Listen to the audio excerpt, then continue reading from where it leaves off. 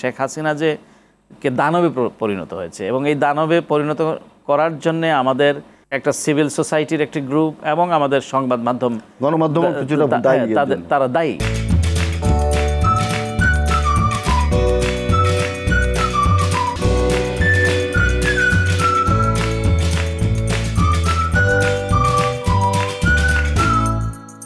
সুপ্রিয় সুধী, RTV আয়োজিত অক্ষরের গল্প অনুষ্ঠানে আপনাদের সকলকে স্বাগত জানাই। আমাদের অক্ষর, আমাদের বর্ণমালা, আমাদের মাতৃভাষা রক্তে ধোয়া। 1952-এর ভাষা আন্দোলন থেকে জুলাই বিপ্লব পর্যন্ত প্রতিটি গণ অভ্যুত্থান, প্রতিটি আন্দোলন, প্রতিটি সংগ্রামের সঙ্গে আমাদের মাতৃভাষার যে প্রবাহ তা যুক্ত। আমরা মাতৃভাষার জন্য, মাতৃভূমির জন্য লড়াই করি, গণতন্ত্রের জন্য লড়াই করি, মত প্রকাশের স্বাধীনতার জন্য লড়াই করি।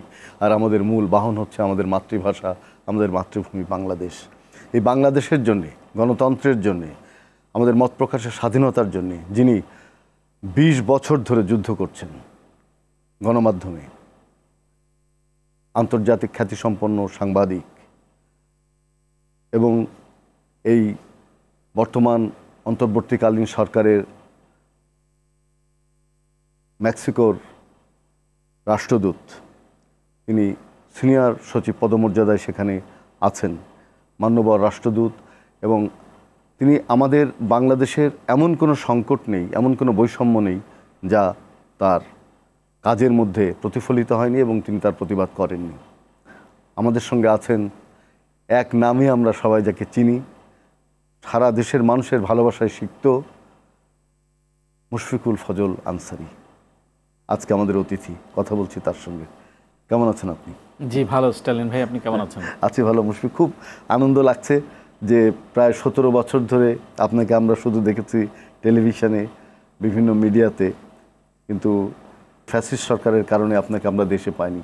আপনি যখন জাস্ট নিউজের সম্পাদক ছিলেন তখন মত প্রকাশের ক্ষেত্রে আপনি ছিলেন অকুতভয় এবং সবসময় সত্য প্রকাশের কারণে আপনি দেশ ত্যাগ করতে বাধ্য হয়েছিলেন। কিন্তু আমরা লক্ষ্য করেছি যে দেশ ত্যাগ করেও আপনি মার্কিন যুক্তরাষ্ট্রের স্টেট ডিপার্টমেন্ট, জাতিসংঘে, হোয়াইট হাউসে সরব ছিলেন এবং সবসময় বাংলাদেশের গণতন্ত্রের পক্ষে আপনি লড়াই করেছেন। তা ছিল অসম্ভব ঝুঁকিপূর্ণ। আপনি কেন এত বড় ঝুঁকি নিলেন?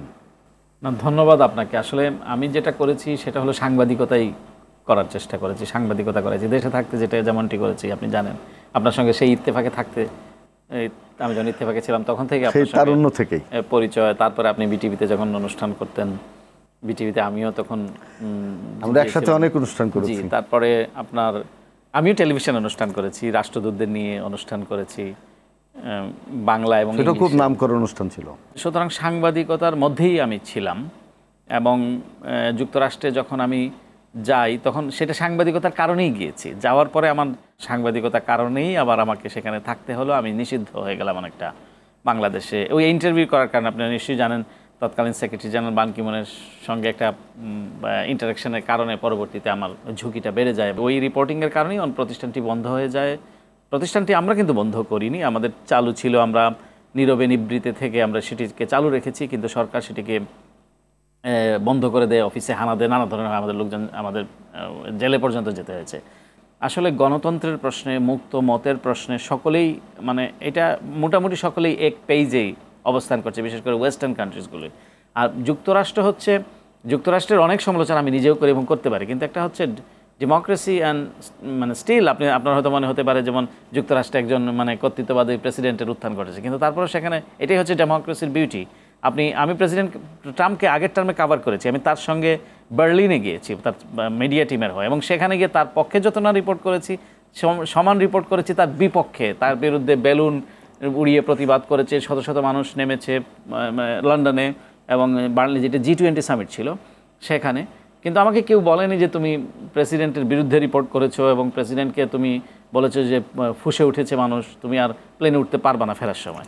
তো এই ধরনের মানে ডেমোক্রেসির এবং মুক্ত মতের ক্ষেত্রে একটা অবারিত জায়গা বাংলাদেশে কোনোদিনই সম্ভব ছিল না, কোনোদিনও সম্ভব না। বাংলাদেশিদের জন্য একটা গর্বের বিষয় যে একটা বাংলাদেশকে ফোকাস করে একটা থিঙ্ক ট্যাঙ্ক প্রতিষ্ঠিত হয়েছে সেখানে। আপনি কি জানেন যে আপনি যখন প্রশ্ন করতেন জাতিসংঘে, স্টেট ডিপার্টমেন্টে কিংবা হোয়াইট হাউসে বাংলাদেশের গণতন্ত্রের জন্য, আপনি যখন এক ধরনের লড়াই বলবো আমি, যেটা একটা ঝুঁকিপূর্ণ লড়াই, তো সমগ্র বাংলাদেশের মানুষ তাকিয়ে থাকতো যে কখন মুশফিকুল ফাজাল আনসারী কোন আমাদের হৃদয়ের প্রশ্নটা কখন করবে এবং কখন ম্যাথু মিলার এরকম যারা আছেন কথা তারা স্পোক্সম্যান তার উত্তর দেবেন এবং সেই উত্তরটা যেন মানুষের পক্ষে যায় তারা তাকিয়ে থাকতো।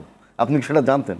সেটা তো জানার সুযোগ ছিল, যদিও আমি তখন তো দেশদ্রোহী ছিলাম, রাষ্ট্রদ্রোহী ছিলাম। এখন মানে আমি বাংলাদেশে আসতে পারছি, তো ভালো লাগছে বাংলাদেশের যে গতি পরিবর্তন। তবে মুক্ত মতের ক্ষেত্রে এটাও কিন্তু খুব ভালো বার্তা দেয় না যে আমাকে মানে আমি জাস্ট ইউটার্ন নেব, আমি এখন পরিস্থিতি পক্ষে আছে বলে আমি একজনকে মহান বলবো, আর যেহেতু বিপক্ষে গেলে পরে তাকে আমি তার চরিত্রে কালেমা লেপন করবো। এটাও একটা অদ্ভুত সংস্কৃতি আমাদের দেশে। এবং এই সমস্ত ক্ষেত্রে আমি বলবো যে আমাদের সংবাদ মাধ্যমের একটা নেগেটিভ ভূমিকা আছে। অর্থাৎ শেখ হাসিনা, আমি প্রায় বলেছি যে শেখ হাসিনা যে দানবে পরিণত হয়েছে, এবং এই দানবে পরিণত করার জন্যে আমাদের একটা সিভিল সোসাইটির একটি গ্রুপ এবং আমাদের সংবাদ মাধ্যম, গণমাধ্যম তারা দায়ী। এই কারণে দায়ী, কারণ এবং গণমাধ্যম প্রকৃত অর্থে গণমাধ্যম ছিল না, কারণ এগুলো বেছে বেছে তাদেরকে লাইসেন্স দেওয়া হয়েছে। তখন বাইরে বলা হতো যে আমাদের এতগুলো টিভি চ্যানেল আছে, আমরা মুক্ত মতে বিশ্বাস করি, কিন্তু দেখা যাবে তাদেরই ক্রীড়নক যেগুলি, তাদেরই যাদের আজ্ঞাবহ তাদেরকে লাইসেন্স দেওয়া হয়েছে। সুতরাং এক ধরনের মানে একটা অবয়ব দেওয়ার চেষ্টা করা হয়েছে যে আমাদের মধ্যে একটা গণতন্ত্রের খোলস আছে, কিন্তু সেটি শেখ হাসিনা যেভাবে 17 বছর এই দেশের শাসন ব্যবস্থায় থেকে যে কাজটি করেছে এবং তার সঙ্গে তাকে যারা গ্লোরিফাই করেছে তার শাসন ব্যবস্থাকে, তো এটি কিন্তু কোনোভাবেই যায় না আসলে। মানে আপনি গণতন্ত্রের প্রশ্নে বলেন, মুক্ত মতের ক্ষেত্রে বলেন, বিএনপি দীর্ঘ 15 বছর যাবৎ, তারা 17 বছর যাবৎ সরকার হয়েছে, অসংখ্য গুম খুনের শিকার তারা হয়েছে।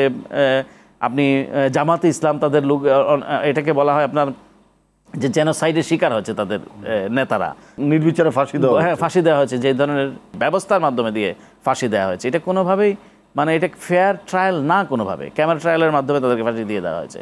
শ্রদ্ধা ভালোবাসাকে উজাড় করে তাদেরকে আমি শ্রদ্ধা জানাতে চাই। আমাদের ছাত্র জনতা, আমাদের ছেলেরা, আমাদের ভাতিজা ভাগনারা, মানে এই যে ছাত্ররা যেভাবে নেমে এসে এবং তারা দেখিয়ে দিয়েছে যে আমরা পারি, এবং বুলেটের মুখে দাঁড়িয়েছে। যারা যারা একটু শেখ হাসিনা অপছন্দ করতেন, না শেখ হাসিনা তো সে তো চালাবেই, কেউ কিছু করতে পারবে না, আর এই তরুণ প্রজন্ম এরা তো আছে ফেসবুক এগুলো নিয়ে কফি টফি বারের সময় দেয়, কিন্তু না, আমাদের তরুণ সমাজে, আমাদের ছাত্র সমাজরা দেখিয়ে দিয়েছে যে এই যে এক ধরনের একটা পুঞ্জীভূত, আপনি যদি একটা নদীর বাঁধ দিতে দিতে পানিটাকে আটকে রাখেন, হঠাৎ করে কিন্তু এটা উপরে উঠবেই। তো সেই যে পুঞ্জীভূত ক্ষোভকে যে বিদ্রোহে রূপান্তরিত হয়েছে, এবং এই ছাত্ররা যে অগ্রণী ভূমিকা পালন করেছে তাদের জীবনের বিনিময়ে, এখন হয়তো অনেকে তারা ফ্রন্ট লাইনেই নাই, হয়তো সারফেসেই নাই, যারা বিশেষ করে মেয়েরা যেভাবে আমার আজকে বলতেই হয় যে তারা যেভাবে ভ্যানগার্ড হিসেবে তারা ছিল। তো এই যে মেয়েদের যে কৃতিত্ব, আমাদের ছাত্রীদের যে কৃতিত্ব, ছাত্রদের যে কৃতিত্ব, যুবক, কৃষক সমাজ, সকল মানুষের একটা আপামর জনগোষ্ঠীর আবাল বৃদ্ধ বনিতা বলতে যা বোঝায়, সবার সম্মিলিত প্রচেষ্টার মাধ্যমে কিন্তু এটি অর্জন হয়েছে। এটা কোনো একক মানে বিষয় না, এবং কোনো বাইরের থেকে যে একটা চাপিয়ে দেওয়া হয়েছে বলে বলা হয়, অথবা কোনো যুক্তরাষ্ট্রের ষড়যন্ত্র বলে। মানে আমরা অনেক সময় হয় কি, সমালোচনা যারা দেখতে নারী তার চরণ বাঁকা, কিছু কিছু দৃষ্টিভঙ্গির মানুষের এরকম আছে, কিন্তু বিষয়টা হলো গঠনমূলক সমালোচনা, যেই সমালোচনা আপনাকে উন্নয়নে সহায়ক হবে। এবং সরকারও চায় যে আপনি কেন তল্পি বাহক হবেন, আপনি কেন সরকার তো সব কাজ, সরকার তো কি, এরা তো হিউম্যান বিং। সুতরাং আমার ভুলটাকে শুধরিয়ে দিতে হবে। এবং কিভাবে ফেসিবাদ কায়েম হয়, যখন আমি মনে করি যে আমি অ্যাবসলিউট, আমি কোনো ভুল করতে পারি না, আমি যা করি সব সঠিক, এবং আপনি সবগুলো কাজ যদি জাস্টিফাই করেন, এতে করেই কিন্তু সমস্যাটা হয়। কিন্তু যখনই আমি মনে করবো যে না, আমি হিউম্যান বিং, আমি 8টা কাজের মধ্যে 4টা কাজ ভালো করবো, 2টা কাজ খারাপ করবো, 2টা কাজ এভারেজ করবো, তো সুতরাং এই জিনিসটাকে ধরিয়ে দেওয়া। এবং আমরা প্রত্যেকেই, আবার সাংবাদিকতার ক্ষেত্রেও, যে সাংবাদিকতা যে ক্ষেত্রেই যে আমি সব কিছু সব ভুল মতের ঊর্ধ্বে, তাও তো না। আগে তো এই সার্টিফিকেটগুলো তারা কিনতো, ওই যে বিভিন্ন এনজিও।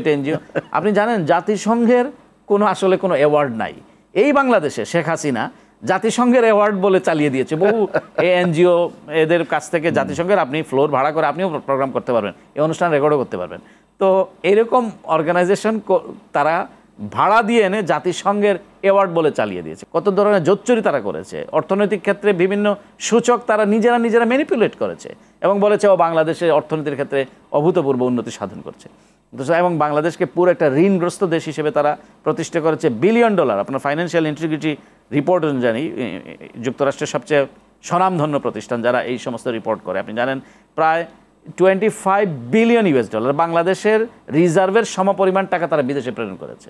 আপনি জানেন সুইস ব্যাংকের 75টি মানুষ নামের তালিকা আছে, যারা সুইস ব্যাংকে তারা টাকা এই জমিয়েছে। টাকা কি আবার আমরা ফেরত আনতে পারবো? হ্যাঁ, এটা সম্ভব, সব হয়তো সম্ভব না, বাট বাংলাদেশ ব্যাংকের গভর্নর আমি দেখেছি এবং অর্থনৈতিক উপদেষ্টা ডক্টর সালেউদ্দিন আহমেদ তারা বেশ অ্যাক্টিভ, তারা কাজ করছেন এবং যুক্তরাজ্য অন্যান্য যে রেগুলেটরি বডি আছে তারা কিন্তু হেল্প করছেন। আমাদের অ্যান্টি কারাপশন কমিশন, আমাকে তাদেরকে ধন্যবাদ দিতে হয় যে তারা কিন্তু মানে বেশ এই ব্যাপারে খুবই সচেষ্ট যে এই, এবং অন্যান্য যে ইউএসের যে অ্যান্টি কারাপশন ইউনিট আছে, ইউকের যেটা আছে, তারা কিন্তু একটা কোলাবোরেট করছেন। সুতরাং আমাদের এটা সম্ভব যদি আমার উইল থাকে, কমিটমেন্ট থাকে। এবং যারা আছেন এখন দায়িত্বে তাদের প্রথমত হলো যে তাদের একটা কমিটমেন্ট আছে যে অ্যাকাউন্টেবিলিটি নিশ্চিত করার ক্ষেত্রে দুর্নীতির যে মানে বাংলাদেশ যেভাবে ছেয়ে গিয়েছিল সেই জিনিসটা যদি আবার হয়, অথবা সেই জিনিসটা যদি পৃষ্ঠপোষকতা করা হয়, তাহলে তো আমরা যে কাঙ্ক্ষিত পরিবর্তন, সেই পরিবর্তনের দিকে তো আমরা যাবো না। সুতরাং পরিবর্তনের জন্য সেটা হতে হলে মানে গুড গভর্নেন্সটা দরকার। আমরা একটু বিজ্ঞাপন বিরতিতে যাব। শুধু দর্শক, আপনারা দেখছেন RTV আয়োজিত অক্ষরের গল্প। আমাদের সঙ্গে আছেন দেশের প্রখ্যাত গণমাধ্যম ব্যক্তিত্ব, তিনি এখন বাংলাদেশের রাষ্ট্রদূত হিসেবে নিযুক্ত আছেন মেক্সিকোতে, সিনিয়র সহকারী পদমর্যাদায়। আমাদের সকলের প্রিয় ভালোবাসার মানুষ মুশফিকুল ফজল আনসারী।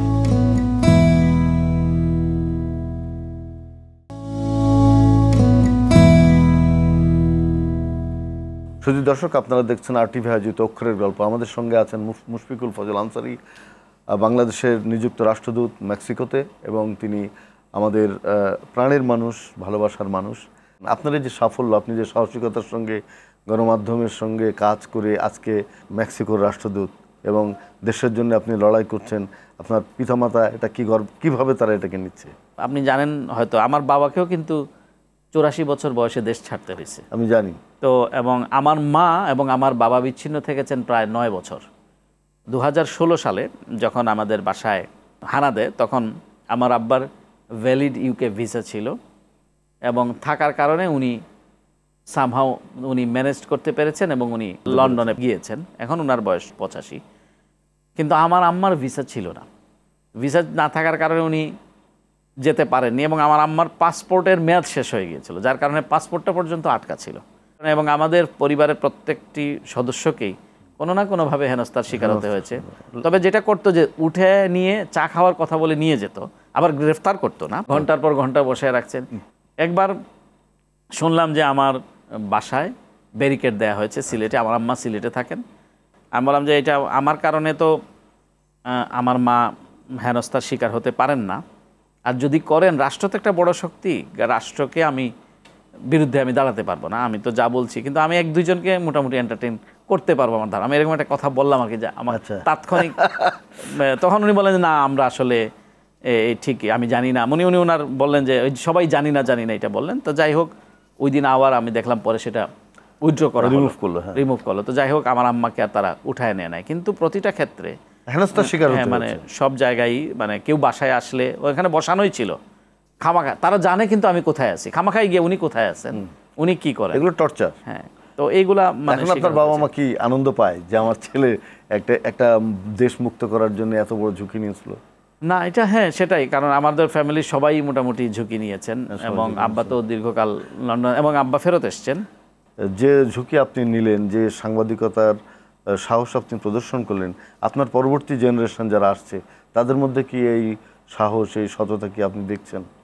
না, অবশ্যই তাদের মধ্যে সাহস আমাদের চেয়ে বেশি, আমি বলবো যে তারা সাহসী এবং তারা মানে রোল প্লে করার তাদের মধ্যে একটা মেন্টালিটি আছে যে তারা করতে চায়। এবং সবচেয়ে ভালো যেটা হলো আমাকে আশান্বিত করে যে আপনাকে নিশ্চয় যে তারা একটা পরিবর্তন চায়। মানে বাংলাদেশে আমরা যে ট্রিপিক্যাল পলিটিক্স দেখে আসছি, বা আমি আবার একটু শঙ্কিত ওই কারণে যে আবার যেন আমরা ট্রিপিক্যাল পলিটিক্সের দিকে না যাই, মানে দেয়া নেয়ার যে একটা ঘূর্ণাবর্তের মধ্যে যেন আমরা না। আমি যেটা বলছিলাম একটা শব্দে, যে আপনার যদি গুড গভর্নেন্স যদি আমরা না দিতে পারি, সুশাসন বলতে যা বোঝায়, এখন সুশাসনটা আমি কখন দিতে পারবো? যখন আমার ব্যক্তিত্ব থাকবে প্রবল, অর্থাৎ আমাকে কেউ টাকা দিয়ে পারচেজ করতে পারবে না, যখন আমি কোনো পোস্টিং টাকার বিনিময়ে হবে না, কোনো চাকরি মেধার বিনিময়ে হবে, টাকার বিনিময়ে হবে, তখন এইগুলো হলো সুশাসনের ইন্ডিকেশন। এবং যোগ্য লোকটি যোগ্য স্থানে থাকবে। বাংলাদেশের সমস্যা হচ্ছে এইটাই যে যেখানে থাকার কথা সে সেখানে নাই। আমরা যে গণতন্ত্রের কথা বলছি, মত প্রকাশের স্বাধীনতার কথা বলছি, চিন্তার মুক্তি আন্দোলনের কথা বলছি, সেজন্য কি একটি অসাধারণ অংশগ্রহণমূলক নির্বাচন প্রয়োজন কিনা? অবশ্যই নির্বাচনের তো কোনো বিকল্প নাই। বাংলাদেশের জন আকাঙ্ক্ষা কি ছিল? জন আকাঙ্ক্ষা ছিল একটি অবাধ গ্রহণযোগ্য নির্বাচন। তিনটি নির্বাচন আমরা লুণ্ঠিত হয়ে গিয়েছে। আমাদের মানুষ তাদের ভোটাধিকার দিতে পারে, একটা জেনারেশন গড়ে উঠেছে, বড় হয়েছে, তারা ভোট কি জিনিস জানে না, ভোট কেন্দ্রে যেতে পারে নাই, যার কারণে ইয়াং জেনারেশনের মধ্যে সেই ক্ষোভটা আরও সঞ্চারিত হয়েছে। ভোট হচ্ছে গণতন্ত্রের একমাত্র না, বাট অন্যতম প্রধানতম নিয়ামক। কিন্তু এই ভোটটাই কিন্তু আবার সমাধানও নয়। এটাও মানে ভোটের মাধ্যমে আমরা তো দেখেছি সমাধানের একটা আমরা যুক্তরাষ্ট্রে দেখতে পাচ্ছি ভোটের মাধ্যমেই প্রেসিডেন্ট ট্রাম্প ক্ষমতায় আসছেন, মানুষ গণতান্ত্রিক উপায়, কিন্তু আমরা তার আচরণগুলা আমরা দেখতে পাচ্ছি এবং সেখানে তো মত প্রকাশের স্বাধীনতা থাকে। সুতরাং এটা বাট গণতন্ত্রে আপনি ভোটের মাধ্যমেই তো, আমি বাংলাদেশ তো ভোট হয় না, ভোটের মাধ্যমে তো নরেন্দ্র মোদী ক্ষমতায় আসছে, এটা তো কোনো সন্দেহ নাই। ভোট দিয়ে মানুষ নির্বাচিত করেছে, কিন্তু তার পরবর্তীতে আমরা দেখতে পাচ্ছি। কিন্তু আমাদের যেটা হলো বাংলাদেশের জন আকাঙ্ক্ষার যে বাস্তবায়ন, এটা হলো ভোট। কিন্তু এর মধ্যে ভোটের বাইরে কিন্তু আবার কিছু নাই। আমি কিন্তু আবার ভোটের বাইরে মানুষের আকাঙ্ক্ষার মানে ব্যালটের মাধ্যমে যদি না হয় এবং একটা যদি অংশগ্রহণমূলক অবাধ নিরপেক্ষ নির্বাচন না হয়, তাহলে এই পরিবর্তন যার কথা বলছি, যে মানুষ যে আকাঙ্ক্ষার থেকে মানুষ এতদিন আকাঙ্ক্ষা থেকে বঞ্চিত ছিল, আবার এট দ্য সেম টাইম যে মানে পলিটিক্যাল পার্টিগুলির মধ্যে একটা অ্যাকাউন্টেবিলিটি, তার আগে একটা কমিটমেন্ট আনা দরকার। জবাবদিহিতা আমি বলছি না, কমিটমেন্ট, যাতে আমরা এই বিষয়গুলোর পুনরাবৃত্তি ঘটবে না, এই বিষয়গুলো আমরা সুরাহা করবো এবং একটা কনসেনসাস তৈরি হওয়া দরকার, একটা ঐক্যমত্য তৈরি হওয়া দরকার। আপনি তো চাপ প্রয়োগ করে কিছু করতে পারবেন না। আপনি বললেন যে ঠিক আছে আপনি এগুলো করতে হবে, আমি বললাম করব, কিন্তু ক্ষমতা আসলে আমি এটা করলাম না। তো সুতরাং এটা একটা প্রথমত হলো এটা বিষয়টা চাপের বিষয় না, বিষয়টা হচ্ছে কনসেনসাসের বিষয়। আমাদের ঐক্যমত্য প্রতিষ্ঠা হইতে হবে এবং তার আগে যে বাংলাদেশের যে প্রথা এবং প্রতিষ্ঠানগুলো ধ্বংস হয়ে গিয়েছে, এগুলো তো এক একটা ইনস্টিটিউশন একটা খোলস মাত্র। সুতরাং এইগুলো করার জন্য যে সরকার যে 11টি সম্ভবত 11টি কমিশন গঠন করেছে, ওনারা যদি ঠিকমতো অ্যাক্ট করতে পারে এবং ইলেকশনে প্রফেসর ইউনূস ইতিমধ্যে তার ইলেকশনের একটা ডেডলাইন আমরা দেখেছি টেলিভিশন ইন্টারভিউগুলোতে তিনি বলেছেন। সুতরাং আমার মনে হয় এখানেও একটা ঐক্যমত্য দরকার, যে কতটা সময় দরকার আর বাকিগুলো কাজগুলো করতে গেলে কতটা সময় প্রয়োজন হতে পারে। কারণ আমাদের কাছে সকলে জানতে চায় যে ইলেকশনের দিকে মানে আমরা যখন ইন্টারাকশন হই অন্যান্য দেশের সাথে, তারা কারণ দেশের স্টেবিলিটি, স্থায়িত্ব অনেকটা নির্ভর করে একটা গভর্নমেন্টের উপরে, তার স্থায়িত্ব কতটুকু হবে।